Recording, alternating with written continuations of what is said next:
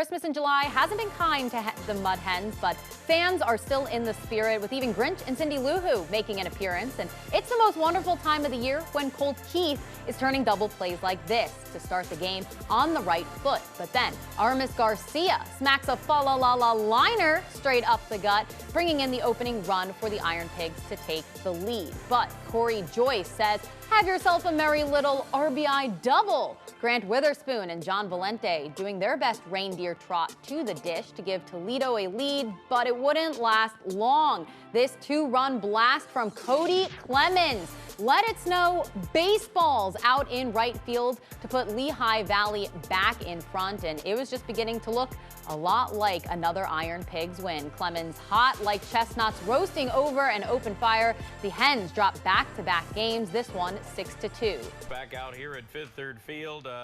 Boy, another tough game today, Jim. It looked good early. Mud Hens had the 2-1 lead, but right away, Kody Clemens, two-run bomb. Next thing you know, Toledo's behind, and they could never catch up. Yeah, and you know, Lehigh Valley has a pretty good club right now. They've got guys that have come down from the major leagues. You know, when we took 4 out of 6 there, it was a different team. They're much better now.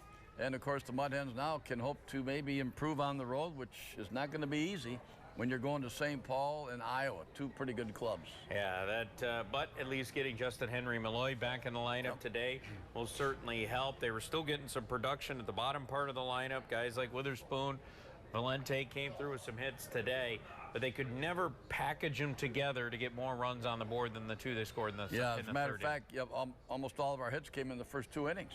I think we only had, what, 5 or 6 hits in the game.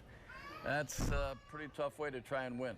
Especially when you strike out 6 out of the last 7 batters that came to the plate for the Toledo Mud Hens. So it ends up being just a 1-5 homestand, Jim, against Lehigh Valley. As you mentioned, pretty good club right now. They showcased it this week. Yeah, and the Mud Hens record now is at 40-55 after 95 games as the season is rolling right along. Yeah, it certainly is. Mud Hens out on the road for the next 2 weeks. St. Paul up next, then off to Iowa before they're back home in the middle part of August. That's a story from here at Fifth Third Field. Let's send it back to you now in the studio.